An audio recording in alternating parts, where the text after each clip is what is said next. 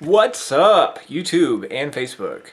My name is Mikey, and I'm the founder of Alltech Network. So today, I've done a few videos on previews of my setup and stuff in the past. None of them ever work out because I'm using cheap equipment, and finally forked out a little bit of money and got me a decent high-def camera. So I wanted to go over my equipment and my setup and how it works with y'all so you have a better idea of what I'm doing and what I'm working with. And anyways, here we go. Alright, we're going to start with the computers over here. I actually had a desktop, but it decided to crash on me last night. None of my USB ports are wanting to work for me. So, right now I'm running with a Toshiba and an HP. The HP is underneath, which is ran to a screen. And then I've got my Toshiba, which is running Windows. I run Linux on my main platform. I'll explain why here in a minute.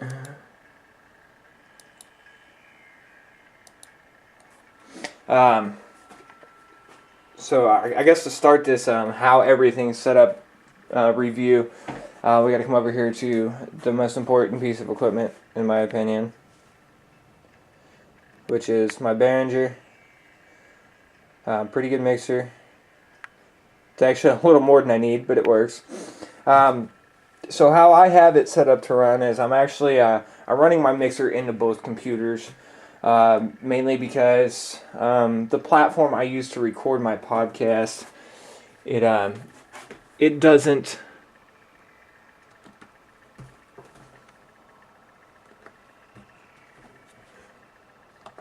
It doesn't work with Linux natively, and I can't get it to work using Wine, so that's why it's split between two different computers. It's kind of like a loopback system here. I got my output up here. This one runs into my Linux machine through the mic input, and then the one that runs into the Windows machine is split. You know, I got this to knock it down,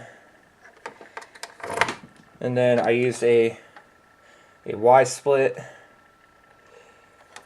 with some RCA, an RCA converter to 3.5mm, and then I've got to where I can use my headphones so I can hear everything.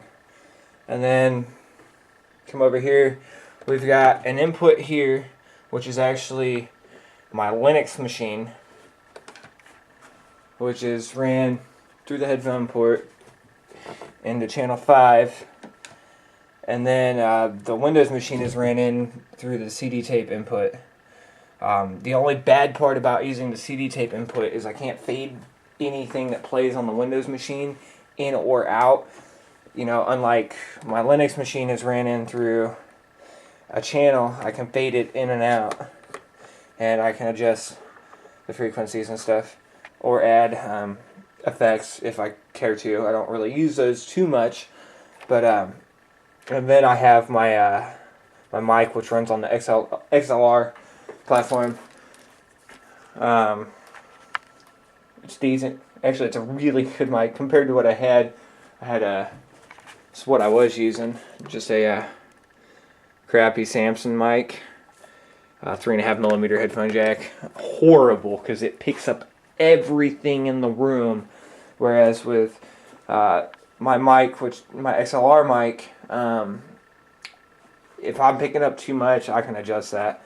And then I made me a pop filter. I didn't go buy one. I didn't see it as necessary to go buy a pop filter. It's very simple to make a pop filter. It doesn't look the best, but it does indeed work. I took a loom, essentially, and I took the loom apart, and I went and got a pair of pantyhose, and I cut the end and the top of the leg off and split it open, and doubled it and stretched it over this. So, and it works, and I believe there's a big difference when it comes to using a pop filter versus not using a pop filter. Other than that, I've got my monitors, which I don't doing the podcasting, I have found that I don't really seem to use them too much. I believe they're pyramid speakers, so I don't really use them very much. I've got just a crappy stereo down here running it, but you know, when I do want to use them, all I do is just flip it out there. But I don't use it too much. I don't see a real need for it because I've got my headphones. Yeah, don't hate. Yeah, Ninja Turtles. Other than that, when it comes to podcasting, I like to do live video feed with my podcast, and I'm using one of the cameras I use, which is my Canon high-def video recorder.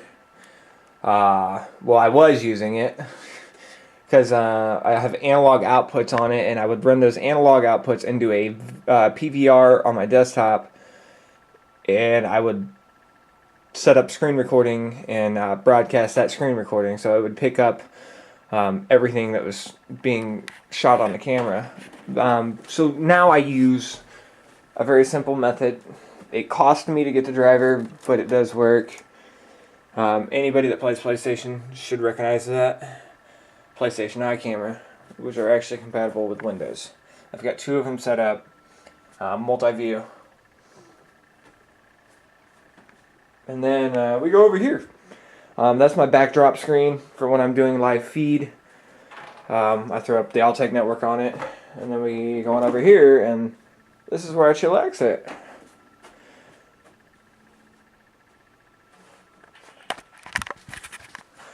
Other than that, that's all I got for you guys.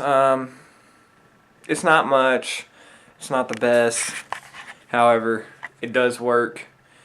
And I hope to go somewhere with these podcasts. And if you're watching this video, I need a co-host. And no better place to look than YouTube. There's a lot of smart individuals on YouTube. And you know, I've watched some pretty cool videos. And if I can get me a co-host, I feel like this show can be 100 times better than it is, because when two people get on a podcast and start talking, it turns into a conversation between those two people, and all that knowledge between those two people is shared through that podcast. Whereas with me, I'm just sitting on the headset and recording, and I can give you reviews and tell you my thoughts and my opinions on stuff, but I have no one to differ from me and say, no, well, this is how I feel, instead of how you feel. And then it turns into a debate, which makes the show better, in my opinion. Because I watch a lot of podcasts, especially one of my favorite is Twitch.tv. Leo Laporte. Leo Laporte is an intelligent person, very intelligent, and he gets on there and he goes back and forth with people, and he don't back down.